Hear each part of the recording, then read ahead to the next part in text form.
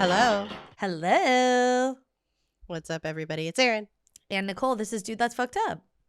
Welcome, everybody. How you doing? What up? Buttercup. Oh my God. You sound like that excerpt from the Britney Spears. I just literally thought that about Genuine or whatever. Yeah, about JT singing Genuine, and oh my God, it's so embarrassing. He's over. JT is over. He's so cringe. He's been so cringe. Watching some of the clips, everyone's just like shitting all over him right now, which is totally fine, and I love it. Mm-hmm. But I watched a clip where it's like, how did no one know that this guy was talking in like AAVE on the streets of New York when he's showing up at award shows like this? And he's like, he's like doing like whatever beatboxing or whatever and like doing these little dance moves by himself on stage. And it's so embarrassing. Oh my God.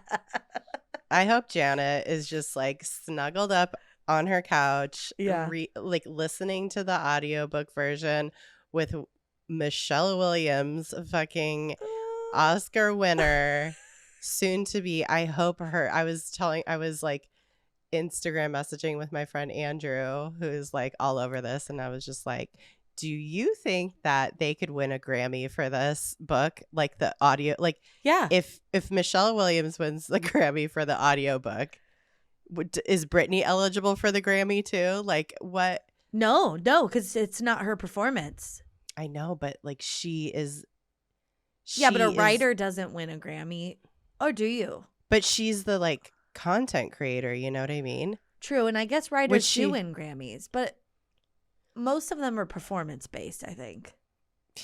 I mean, she already has her Grammys, but I'm just saying, is this gonna help Michelle Williams get an EGOT? An EGOT? Oh my God. I really hope it does. Also, people are saying it's like, yeah, she's been Marilyn Monroe. I almost said Manson. Don't discount her. Don't count it out. She can do anything. She can do anything. She's been Marilyn Monroe. She's been the Fosse wife. that shit was so good. Oh my God. No, it's good. I don't know that lady's name. But and now she's Miss Britney Jean Spears. So yeah, it's what can't she do is what people are saying. But oh my God. That audio clip is so cringy.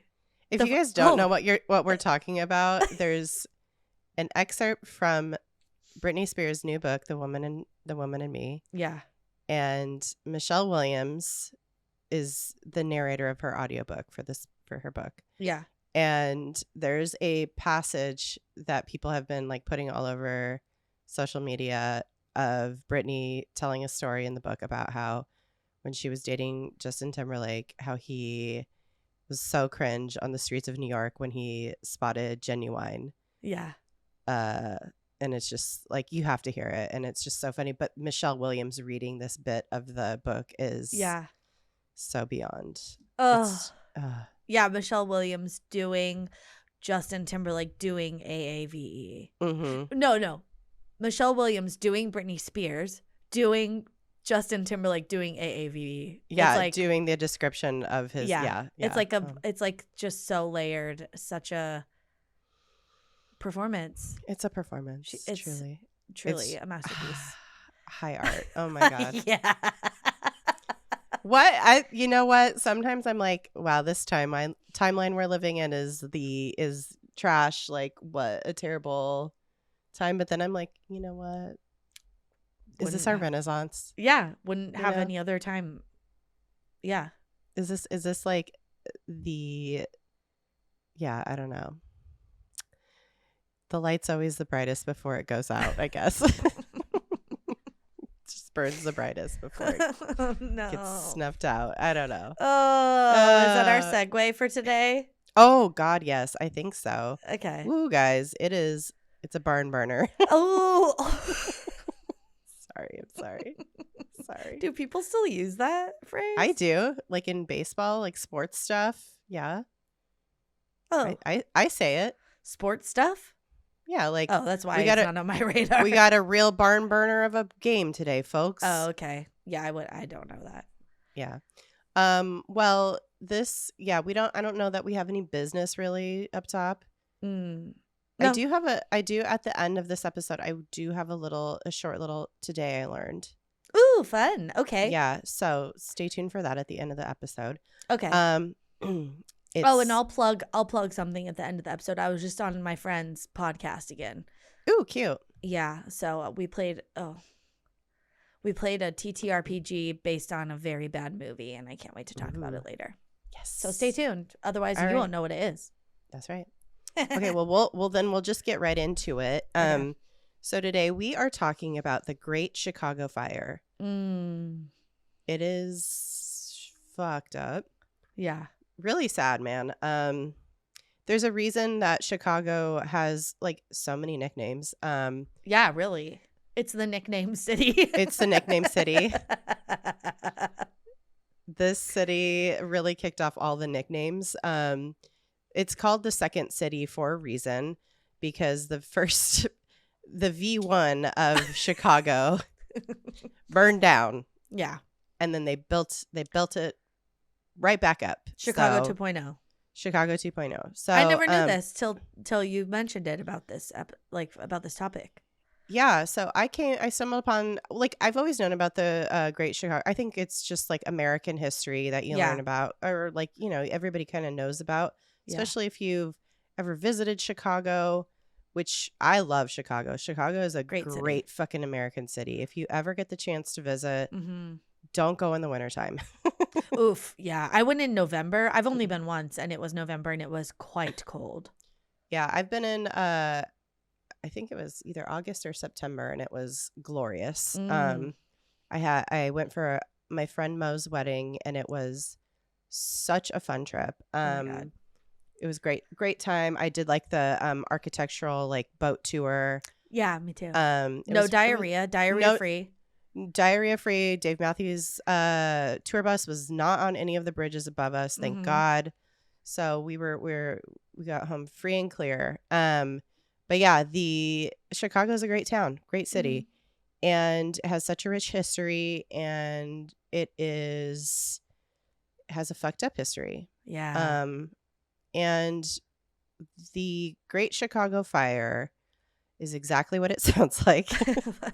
I wouldn't call it great, but great as in the horrendous. Devastating Chicago fire. Yeah. Large. Yeah, large. Great as in large. Grande Chicago Fire. Yeah, the Venti, Chicago. really. Yeah.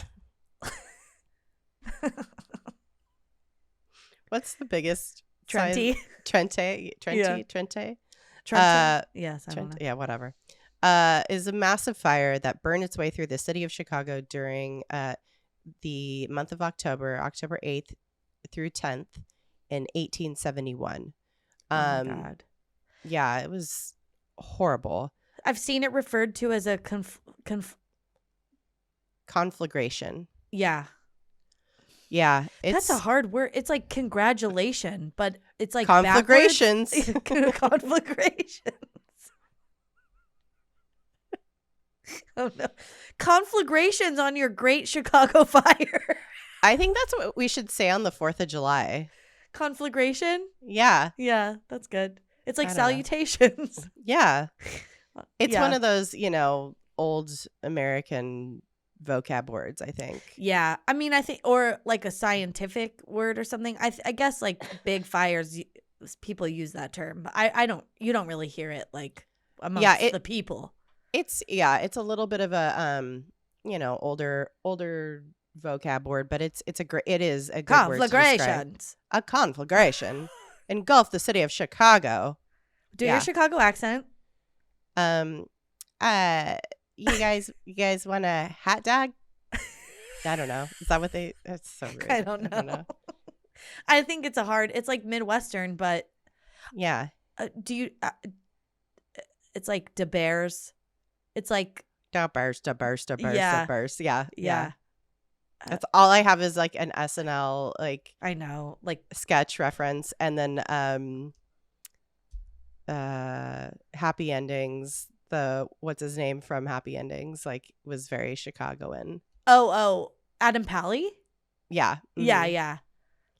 Oh, true. He's just like hot dog. or whatever. Hashtag. It's like you like lengthen out the A's or something. I don't know. It's good. Interesting. It's a good accent. It's a great accent. It's great a tough accent. Oh, is it Dan Aykroyd? I feel like there was, because so many people came from, or like John Candy. Mm-hmm. John Candy's Canadian, isn't he? Or wasn't he? Oh yeah. I don't know. It's like very Midwestern, but also like has a little flavor, I think. Mm-hmm. Also, Canadians sometimes sound Midwestern, so that's true. It's all in the general vicinity. Yeah, it's all middle area. Yeah. Okay. Chicago is very, very great, and love it. We love it. But yeah, back to the fire. Back to the conflagration. The fire killed approximately 300 people. This is a rough estimate, though. Yeah. Because it was so bad. And what do we know about how they counted the bodies of poor people? They didn't.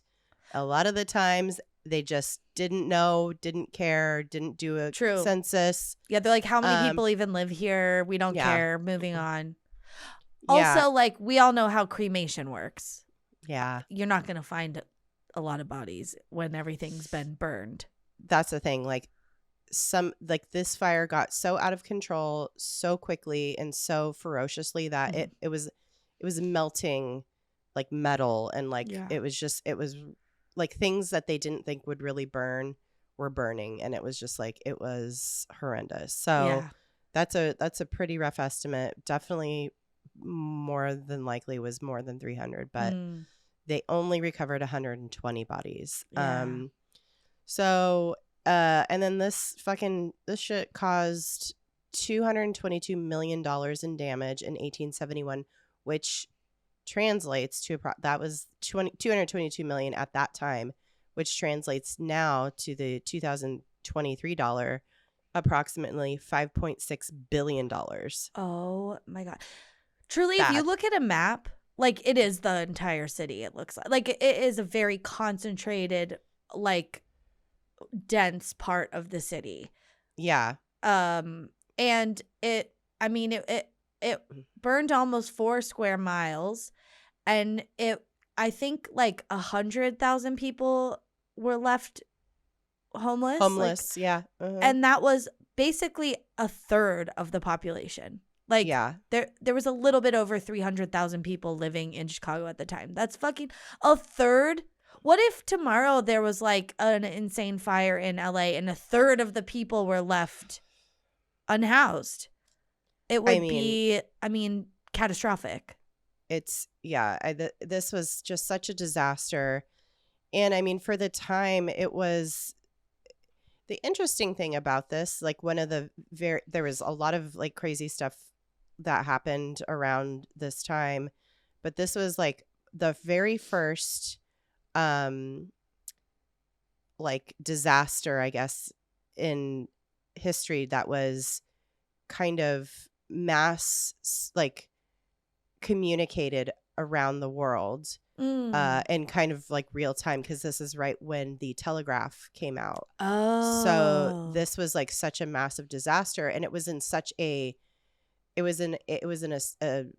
one of the fastest growing cities in the world. So like Chicago at the time, I'll get into like the data, the details behind that, but it was one of the fastest growing cities in America, if not the world. So it's a common misconception that this fire started because of a single mistake by a hapless person. But there were many factors that led to this fire.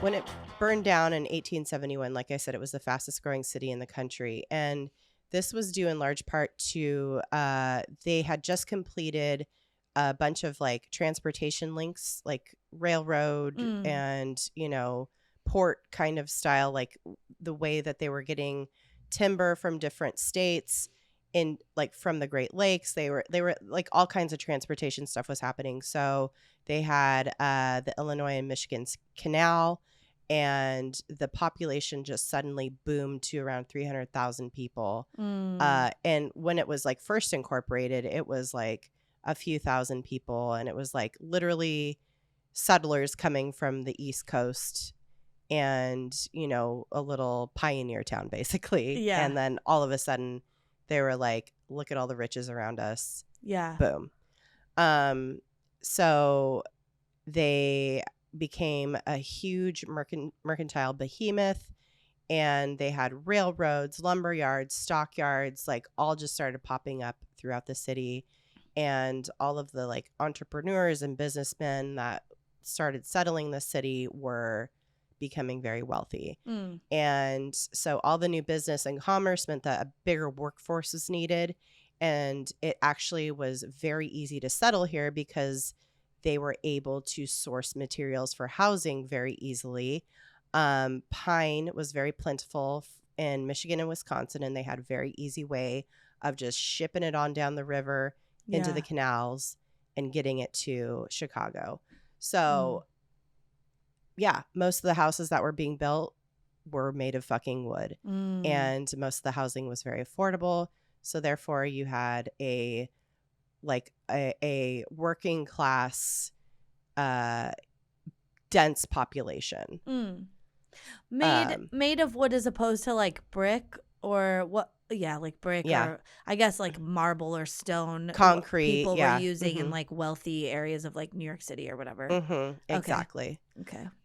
So there was like lots of townhomes that were like multifamily homes made of wood, and then like lots of barns and lots of sheds and lots of like lean-tos and what have you, just like popping up, just no codes, just vibes, because they just needed people to be working right in all these new like shipyards and shit. I don't know. Yeah. Lumber yards, I should say. And then those people are moving. Well, maybe not like immediately, but a lot of families are coming in also. Like those people, like the men that are going to work there are moving their families in. And I don't know, like if they had these resources and they were able to build housing faster, they probably were. And like, but still, when you think about immigration during this time and how many people were living in each apartment and stuff too, like it's not even just that all these apartments are built on top of each other. It's that like a lot of people are living in each unit also. Yes. There's just like a ton of like a very dense population. So yeah, it's like, it's not like everyone was getting their own little house with a yard and shit. It's like they're on top of each other. Yeah. And it was just like kind of, you know, it was all done very, I wouldn't say haphazard, but almost, you know, it was just like the people who are running all this shit, all these like, you know, entrepreneurs and business people were like, you know, putting out a call for people to like migrate across the country, like either from New York or wherever, to come work for them. And they're like, we got housing, we got you build your, you stake your claim, you know, you go, you build your house, whatever. And so, like compared to New York and stuff where everybody is actually living on top of each other. Right. Running out of space. There's just like, this Chicago was like the new shit, you know? Yeah. But it is also like, it is haphazard in the way where it's like, it's still capitalism. There's a ton of corruption with all these like big boss dudes, and they don't really give a shit. So, you know, it's not like it's incredible. It's not like it's amazing to begin with. Yeah.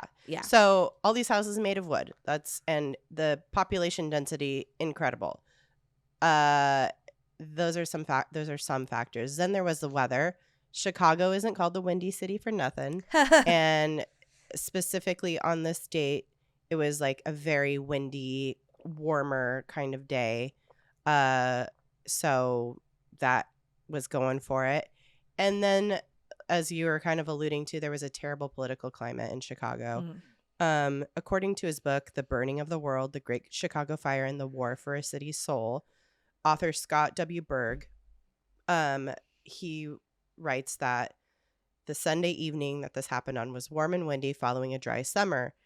Fires were persistent occurrences in Chicago and every year. So this is like a known factor. Like everybody knows it's the Windy City. Not for no reason. Yeah. And fires were persistent occurrences in Chicago.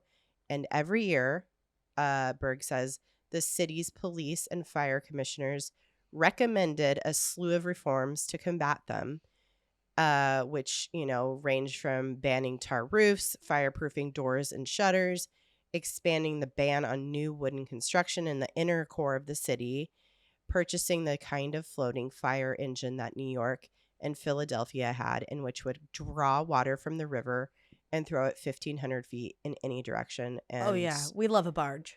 Yeah, a barge, Yeah. Yes.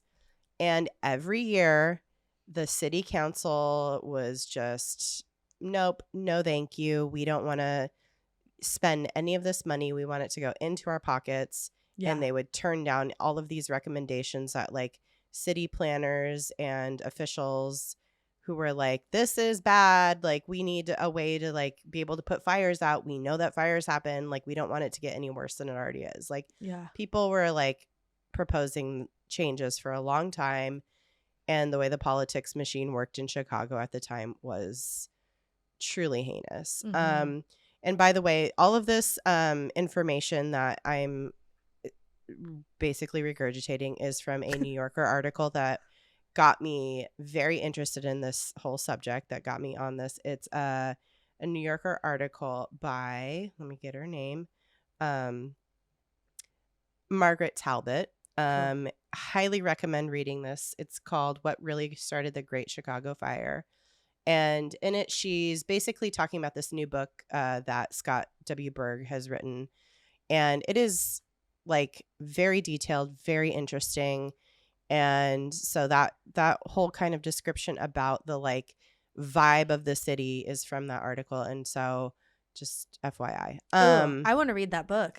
I'm very interested.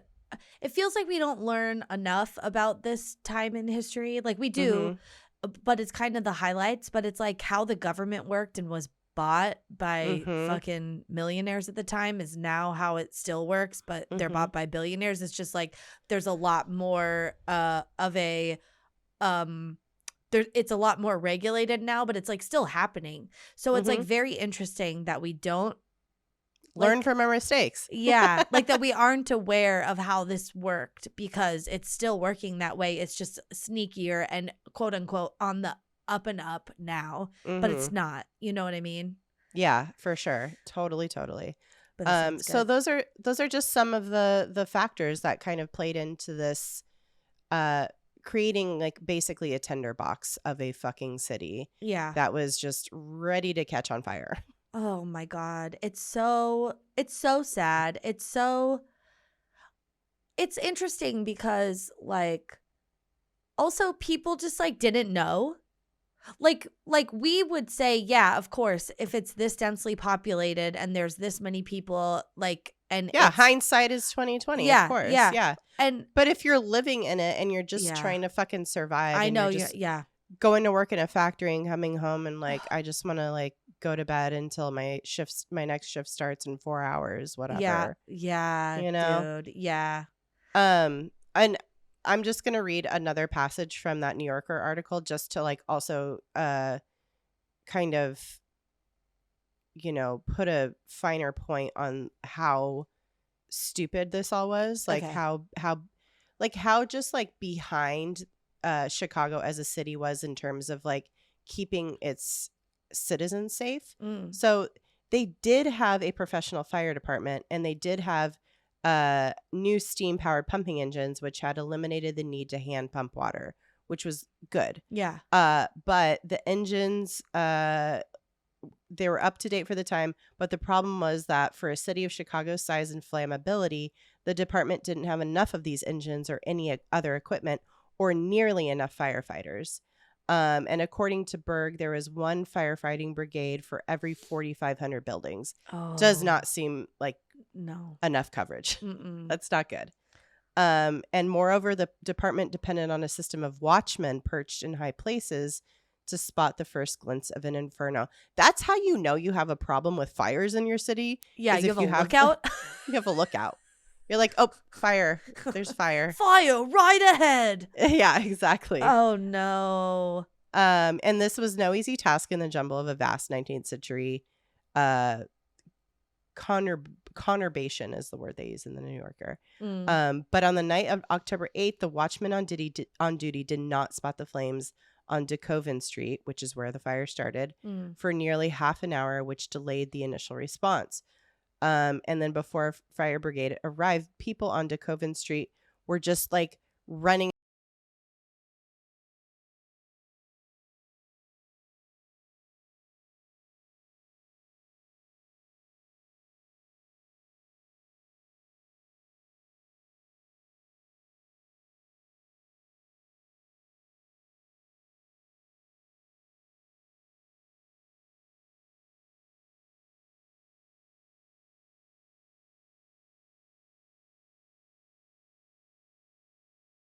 So like we'll talk about that in a minute, but like that adds fuel to the fire, as they say.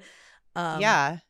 And so like all these, so like I said, I don't know if you guys have ever seen a forest fire up close, like in you know, in news clips or whatever, but what happens is the heat gets so intense that it creates its own like little micro weather system. And what happens is it creates these like tornadoes. Yeah. And the tornadoes like hop around and it just like fucking burns everything. Yeah. So they're called fire devils, and they fling sparks everywhere, and they also create huge embers. So you can get an ember like the size of your fucking head just landing on a house. Oh my God. And it's instantly going to go up. That's what happened in our neighborhood, like when we had our fire up in Lake Arrowhead. The new fire or the old fire? The old fire. Okay. That was 20 years ago, by the way. Yeah. And like my neighborhood, for example, like that I grew up in, the reason so many houses burned down is because of the embers being carried from house to house. One of the only reasons my house was spared was because it was down low, and the embers kind of flew over and would catch the next tallest structure or tree. Yeah, and like your house was built more into the side of the mountain, and it was like a lower profile. Yeah. So that's what was happening, and so all these embers were flying everywhere from all this like wind and like extra, hot fucking fire devils that were just hopping around everywhere. And the blaze eventually jumped the Chicago River because of the wind. And that's when everything really got going. So yeah, I've seen I follow someone on TikTok that's like a lookout guy. And you talking about like mountain fires, and then also us talking about this and like the crow's nest or whatever that the firemen were in, reminds me like that's still how we look for wildfires in like national parks and stuff. Yeah, which seems so archaic or something like it. Well, but nobody's out there. It works. Yeah.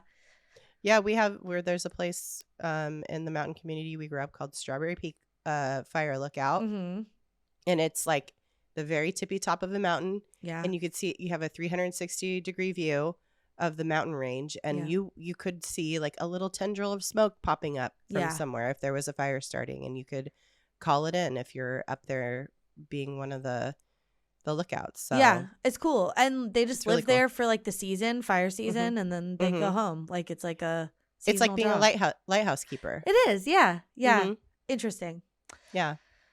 Well, yeah, I guess obviously we've talked about how devastating it was, but we also can talk about like a few of the things that were kind of like that remained that are still around today and that survived the fire. It's not parts of stuff. Because as you said, the fire leapt the south branch of the Chicago River, and then it just destroyed much of central Chicago. And again, if you look at a map, like it is the heart of the city. Like, and it is so much of it. It really is like, oh wow, this is a big deal. And because we don't, if you try to conceptualize like 4 square miles, that doesn't seem like a lot, but within a city, that's like all of Manhattan, like lower Manhattan or whatever. You know what I mean? Like, I feel like walking from Battery Park to like Central Park is really only 2 miles, maybe. It's not even that far. Like, so when you think about, and that's 60 blocks or whatever, so, or more even. But it's like, if you think about that, like that is, everything's vertically built. So it doesn't have to be a lot of land to lose a lot of buildings or people, sadly. Okay, so it destroyed much of central Chicago, and then it left the main stem of the river, and it consumed the near north side as well. So the structures that actually were in the burned area but are still standing are St. Michael's Church in Old Town, the Chicago Water Tower, the Chicago Avenue Pumping Station, St. Ignatius College Prep. Sounds very fancy. I feel like maybe that's like still a fancy bougie school, probably. Maybe, yeah. Police Constable Bellinger's Cottage at 21 Lincoln Place, which is now 2121 North Hudson today, but it must be, I'm sure these all have plaques on them. And then 2323 and 2339 North Cleveland Avenue. How sparse these kind of sound. I mean, stuff has been probably, obviously things have been rebuilt, and maybe stuff also that did survive, like was bulldozed at some point to make way for something else. But these are buildings that were there then, were in the fire zone, survived, and are still around today, which is very cool. Yeah. Yeah, and like some of these buildings, like St. Michael's Church and the pumping station, were just like decimated in the fires, but the exterior survived. So they were able to rebuild those structures with the surviving walls. And then, other buildings like the St. James Cathedral survived the fire, but just like the bell tower, even though like all the inhabitable portions were destroyed, the bell tower was it survived. And so that's still there and has been reincorporated into the newer building of the St. James Cathedral.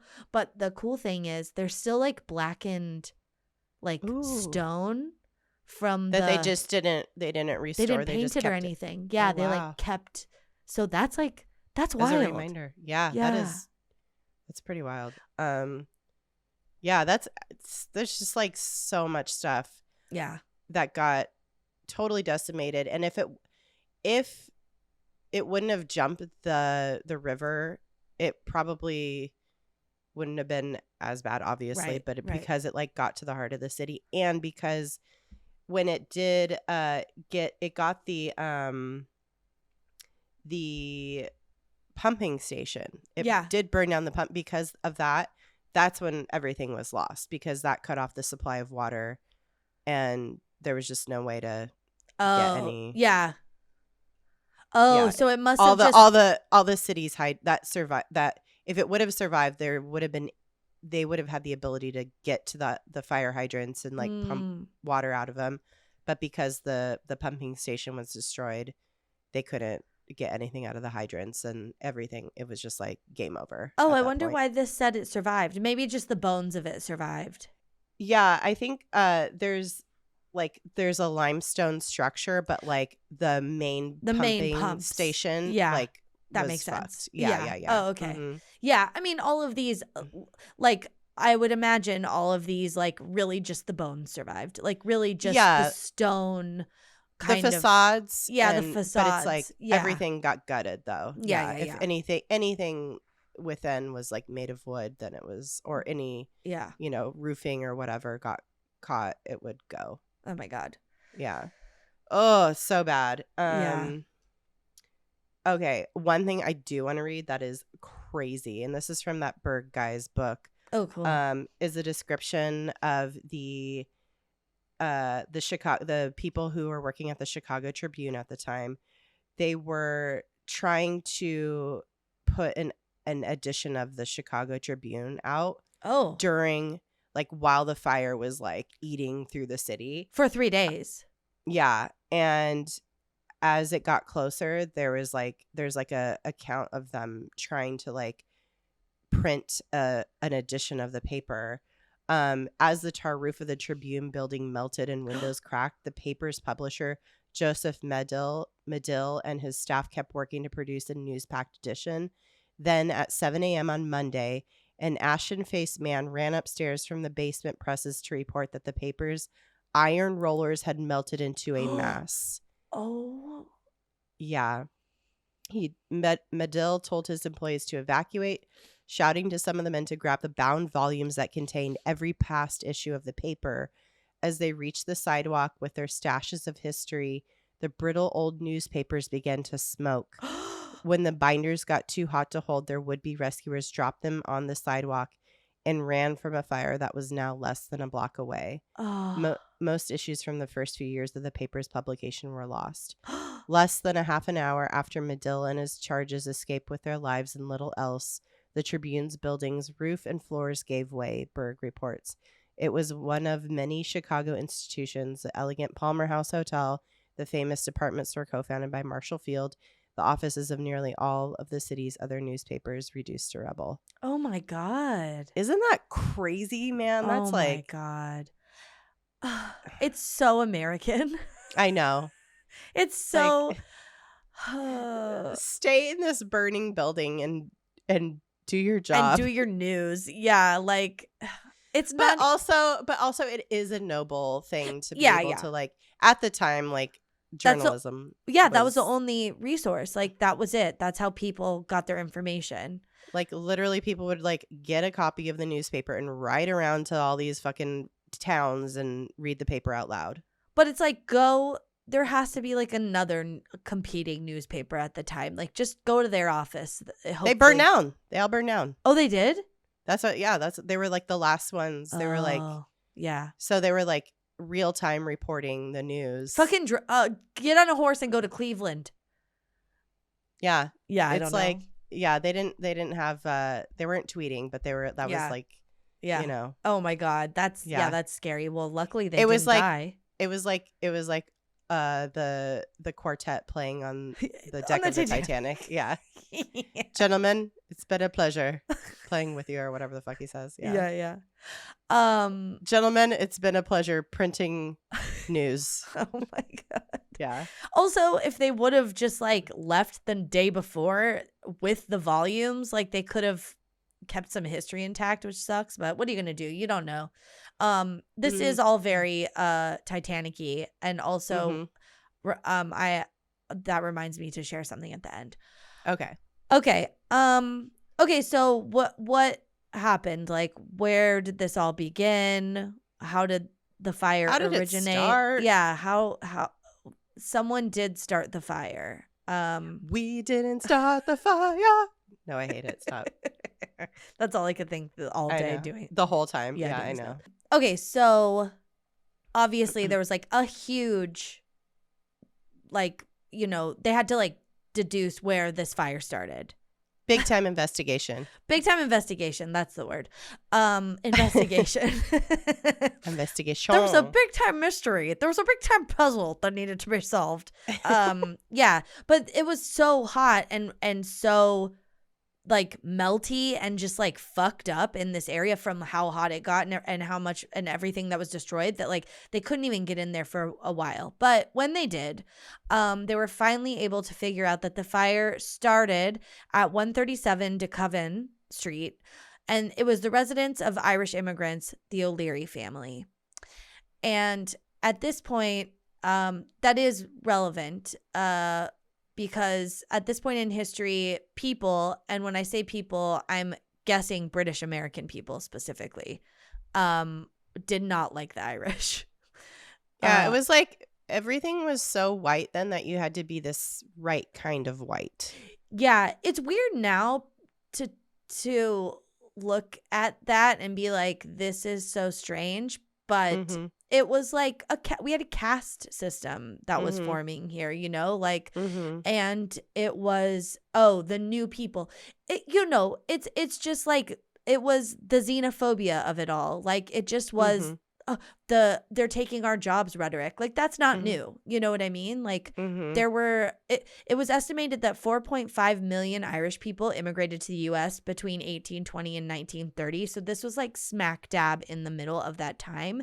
Yep. And the Irish were making up like half of the immigration coming into the U.S. So there was a lot of Irish people, and the people that were already here were like not into it. And on top of that, they were also Catholic, and at that time, that was not a religion that was favored in the U.S. as it was starting out. Yeah. So it just wasn't great for them. And that is all to say, it made it very easy that when the firemen were able to deduce that it started at the O'Leary residence, it made it really easy for this news and this rumor to spread very quickly and be like negative. Like, immediately like, oh, those fucking drunk Irish Catholics basically was the vibe, you know? Yeah. Also, it might not, the last name may or may not have been O'Leary. It might have just been Leary. Oh. And it was just like, also like, they were like, made them extra Irish to add the O'Leary on, you know, the O. Yeah. So interesting. The O. Yeah. Oh, yes. That makes sense. Yeah. So this story was specifically written in an article for the Chicago Republican, a newspaper at the time that this fire occurred. And journalist Michael Ahern reported that in his piece in the newspaper that a resident of 137 DeCoven was milking a cow in their barn, and that cow kicked over the lantern. And that's how this fire started.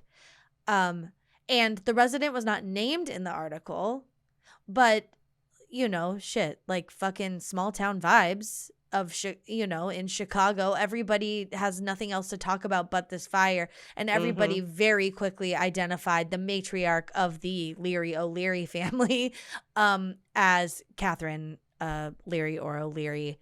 And they were like, oh, it was her. She started this fire. And of course, they like portray her as like an old hag. Oh, and course. all of the like subsequent like portrayals of her that stemmed from this article, she like gradually turns into this like drunken old like haggard woman. Yeah, she was only 40 something at the time.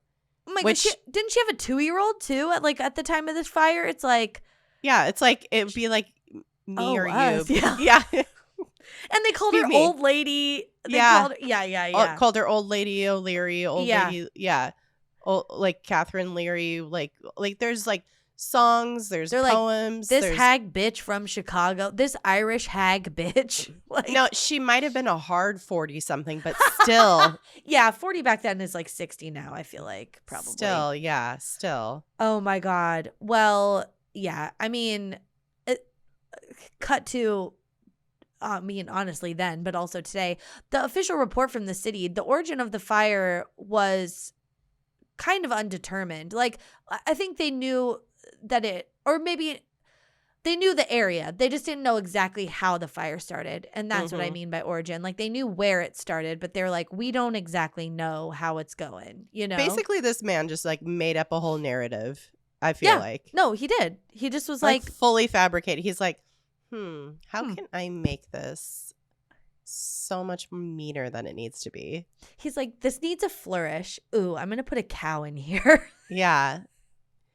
And what if? Like people were like, why is this bitch milking her cows so late at night? Yeah. Is her husband just like drunk and like not like telling his woman what time to, are they just not waking up early enough to milk their cows? Like what could she possibly be doing that she'd be milking a cow at this hour? And why would she leave a lantern on for the cow to kick over? Like, and it wasn't even close to the truth, like at all. Yeah. This bitch was like, I was sleeping. I don't even know what, like, I live here, but like, I don't milk my cows at night. Like, what are you even talking about? I'm in bed. Yeah. I'm nursing a baby. Like, I'm feeding my kids and sleeping. Like, fuck off. Oh my God. Yeah, I know. So weird. I don't. Maybe the journalist just wanted like nipples in his story, like sex sells. He's like, I'm gonna use these cow nips to get udders. This will be utterly delicious. Utterly devastate this woman and her reputation.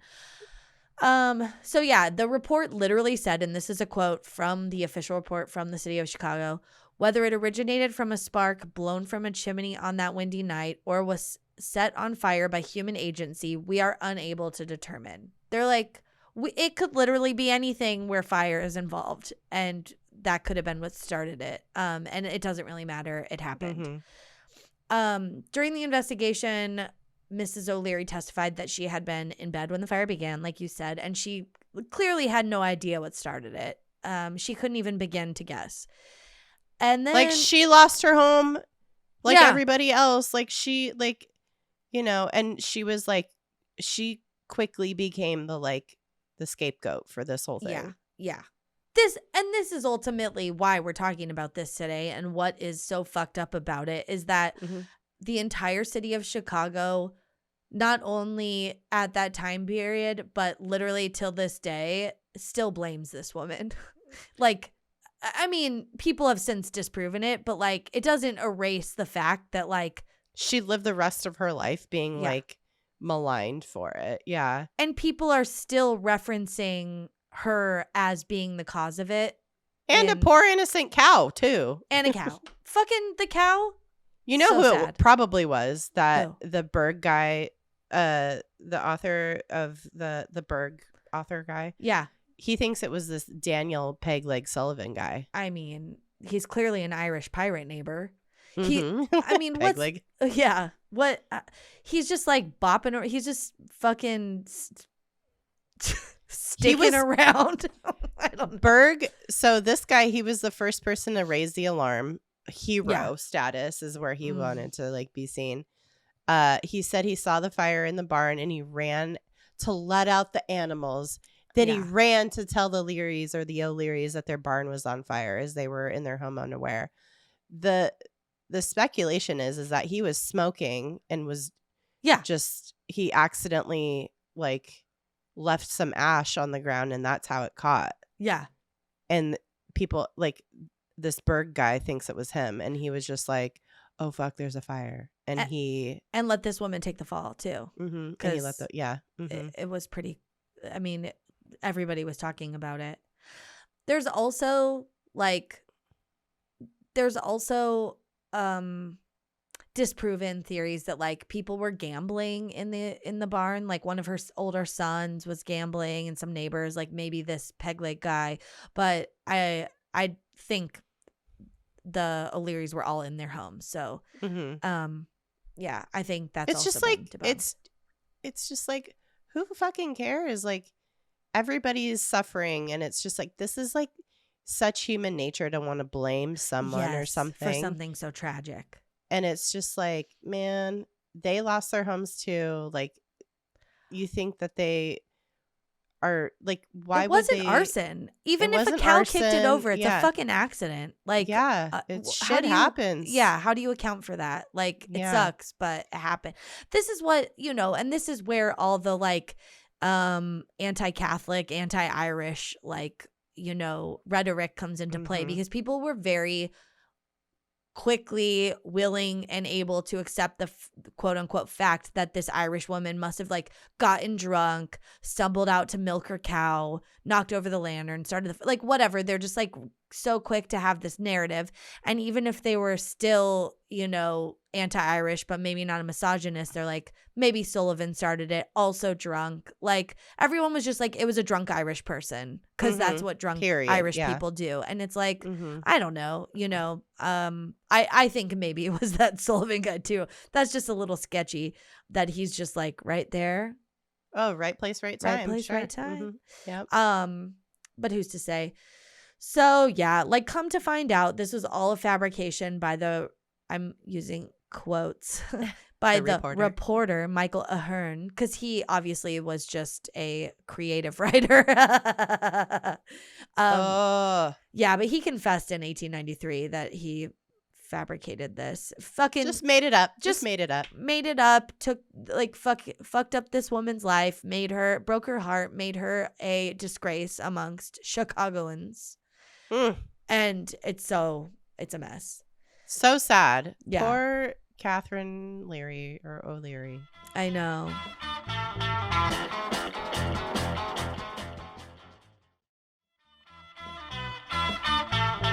Okay, when I told Pete, I wanted to say this as when I told Pete, like, he's like, what are you guys, you know, he's always asking me like, oh, what's tonight's topic? And I was like, oh, it's the Great Fire of Chicago, but more specifically that it wasn't this woman that started it. Everybody that thinks everyone it was, yeah. And he goes, oh, Old Lady Leary? No. And I was like, how does he know?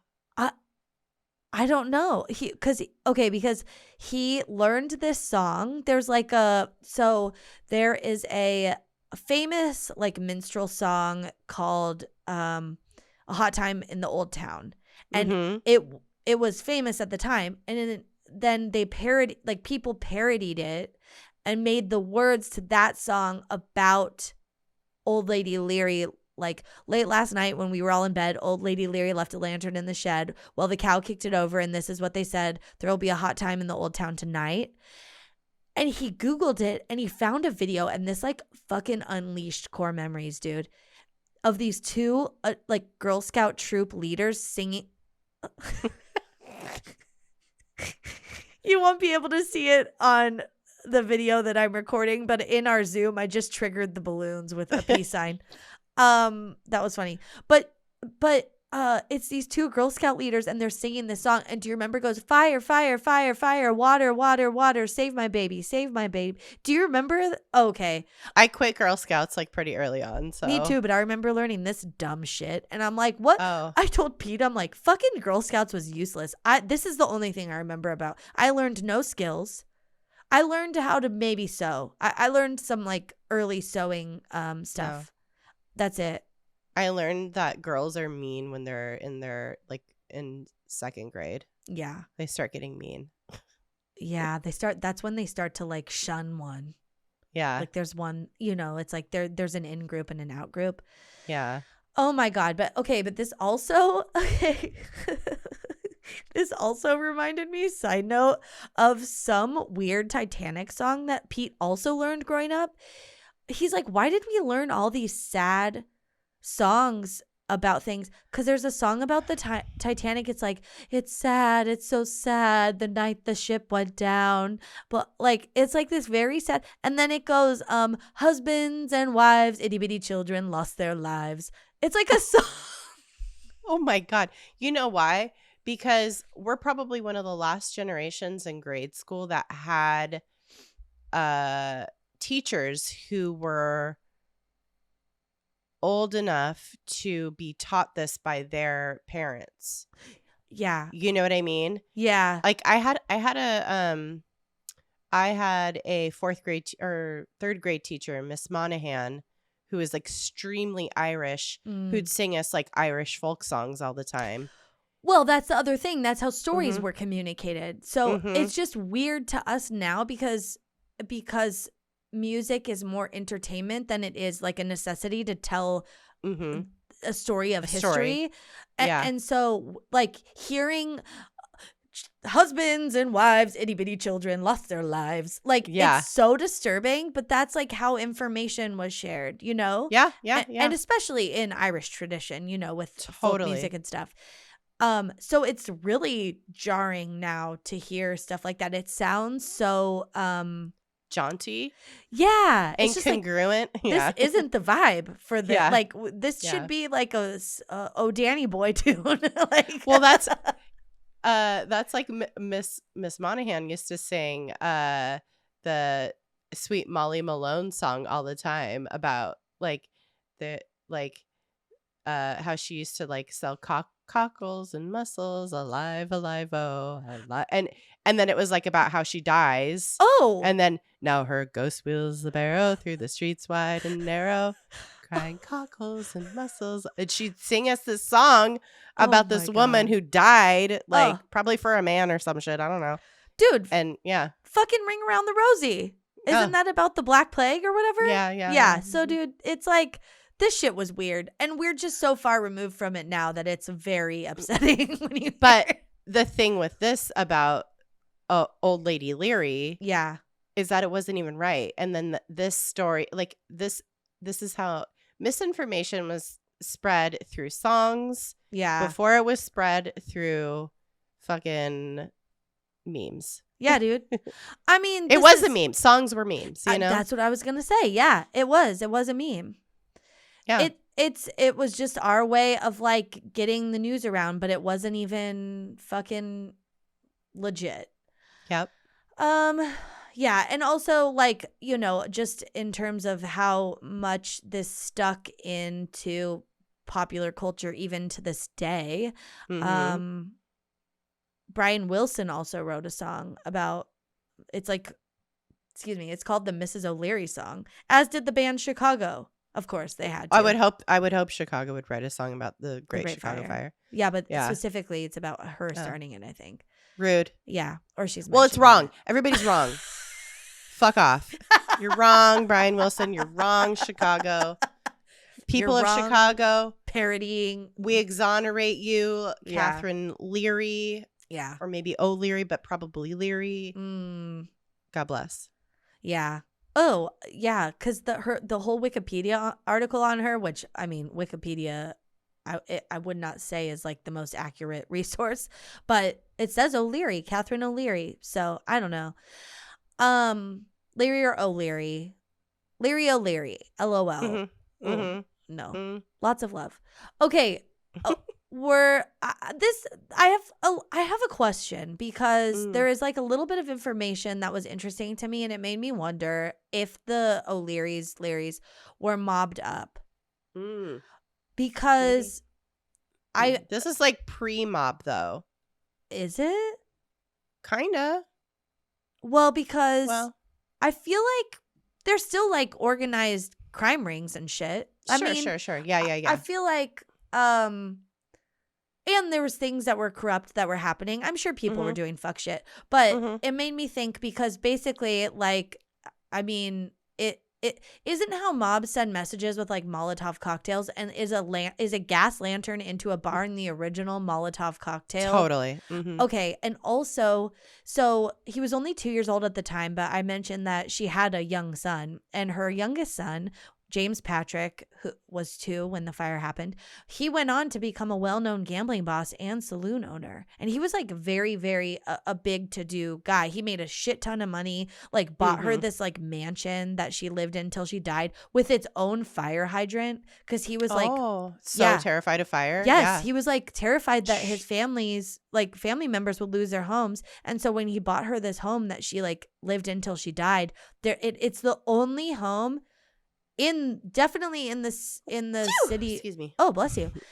Definitely in the city of Chicago, but maybe in the U.S. with its own dedicated fire hydrant. Wow. Like, well, and I feel like you got to be a criminal to like get the city to give you your to own like fire pipe in your own like water line. Yeah. So I'm like, oh, how did he get connected? Like, were they mobbed up? I don't know. I'm gonna have to read that guy's book. Maybe he talks about it. I think that was like way later, but still. Yeah. Okay. One thing I do have to talk about, which is very that nobody really knows about. And this is like how we talked about when we talked about Alcatraz, how it was a like island for like where they shipped a bunch of like Native Americans. This is like not the same, but it's also crazy how certain information is conveyed in like history books and stuff. What is deemed more important, what is not. So the same day on October 8th, literally the same day that the night of the great same day, same year. Same day, same year, October 8th, 1871, same night of the Great Chicago Fire, a wildfire happened and destroyed the town of Peshtigo, Wisconsin. As many as 1,500 people died. And this, like, 300 dead for the Chicago fire is, like, low, but I don't think that many people died in that fire as they did. Not 1,500. Yeah, and so by some accounts, it remains the deadliest fire in American history, yet the coverage of it was dwarfed by that of the Chicago conflagration. And few people today have even heard of the Peshtigo calamity. The spectacle of a great city, a capital of pleasure seeking and ceaseless striving, laid low, and its determination to come back bigger and more modern made for a better story then and now than the leveling of some town in the middle of nowhere. But the two fires were intimately entwined. Peshtigo was a town of lumber mills where the white pines from the northern forests were turned into wood for Chicago's use. The Peshtigo blaze and a handful of other wildfires in Wisconsin and Michigan that summer were, Berg writes, in large part the consequence of clear cutting and grading associated with the thousands of miles of new woodland rail lines, which eliminated natural windbreaks and land rises and created wind tunnels in the arboreal gaps. The Peshtigo fire presaged the fires that now pose a larger threat than urban ones like Chicago's do, and in that respect has a claim to greater significance. So because of all of because of the timber companies clear cutting all of those forests in Michigan. Yeah, they fucked up the ecosystem. Yeah. Yeah. Because they needed to provide lumber for Chicago. Yeah. And it's almost like a curse because they occurred on the same day, but because nobody gave a shit about this little town, Chicago totally sucked up all the air from all the news coverage of this shit. Yeah. Crazy.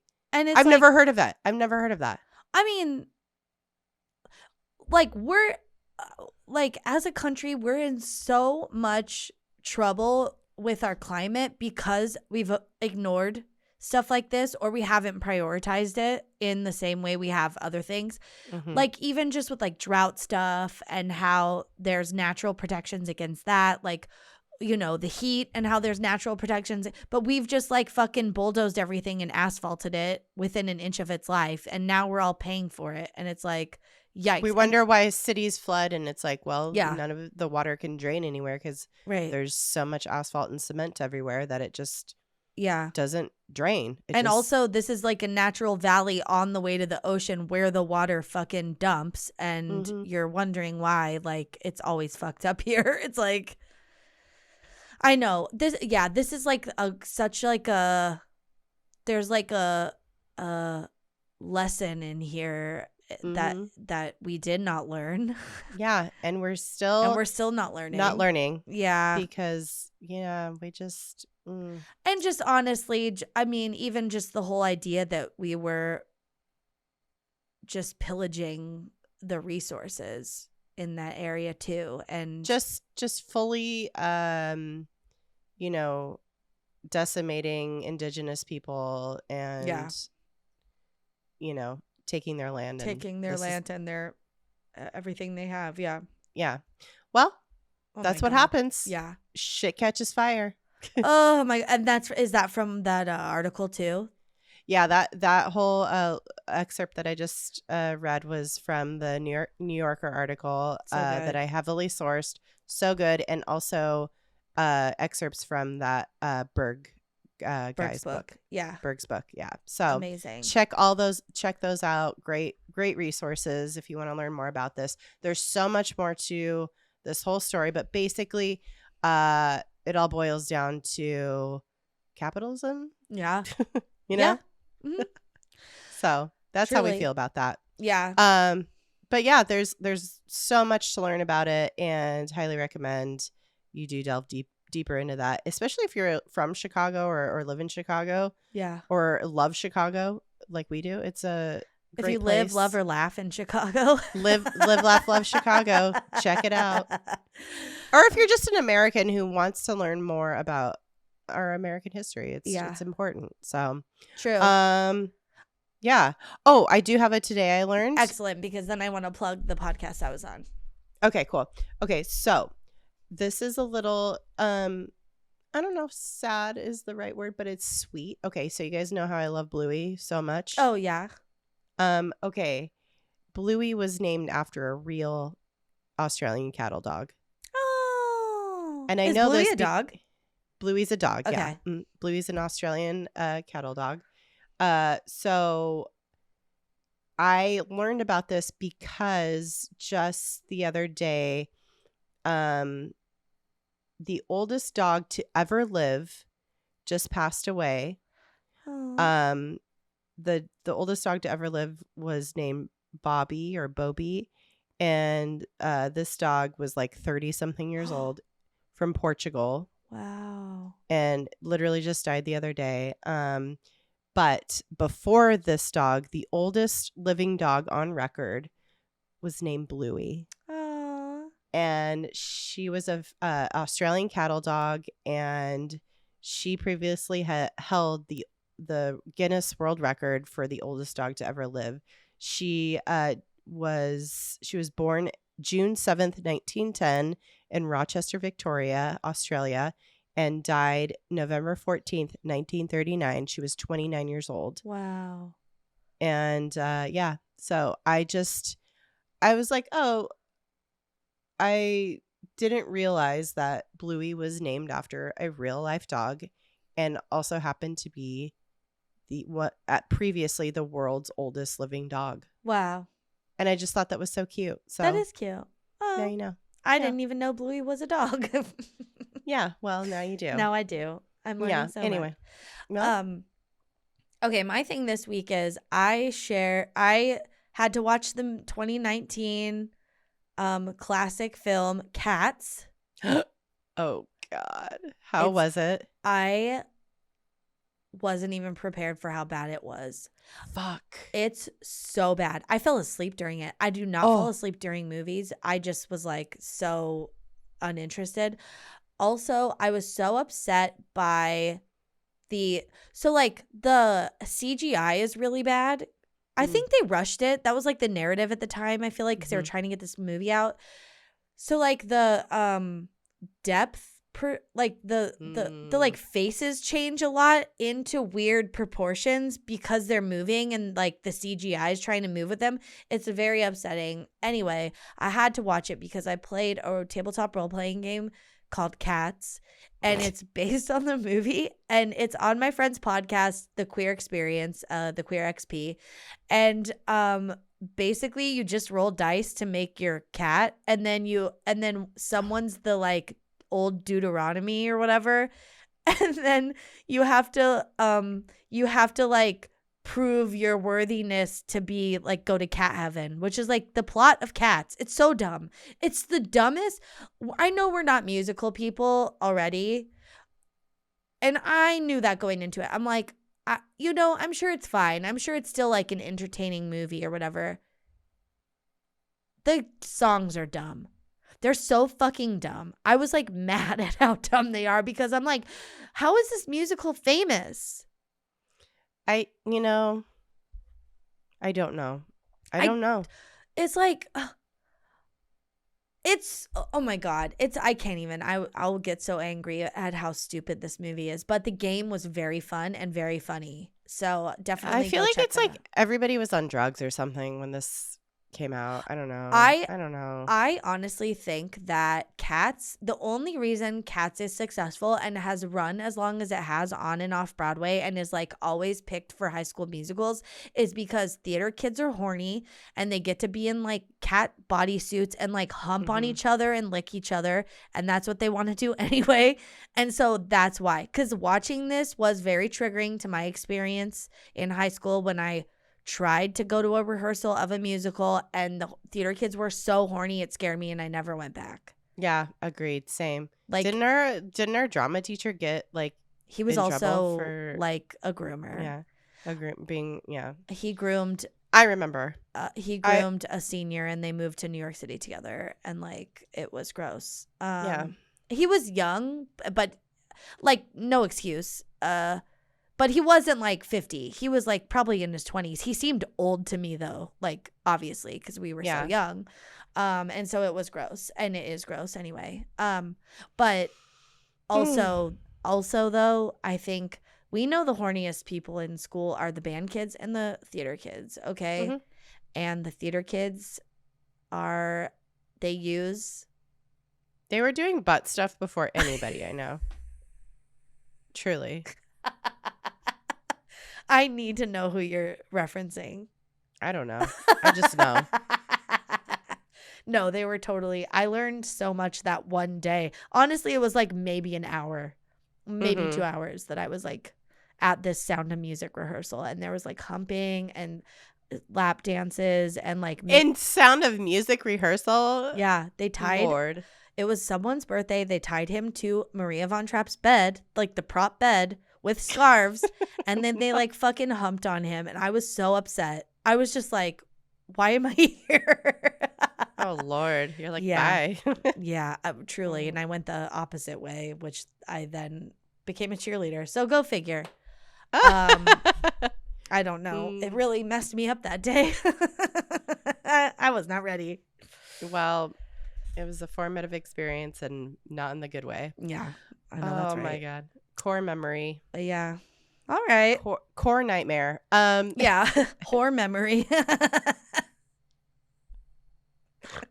Well, on that note, we'll leave it there. Yeah.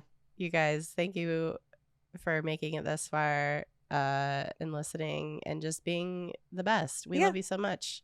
Follow us on social media, even though we don't venture in those waters very often these days. I don't even. It's a conflagration. Big everything. Conflagrations. You're on social media. It's a fucking dumpster fire. Yeah, truly bad. But we're there. It's at DTFU Podcast everywhere. We have a website. It's dtfupodcast.com. We have merch, all kinds of fun stuff. Check that out. And that's it. Cool. So listen, stay excellent to yourselves. And each other. All right. Bye. Bye-bye. Bye.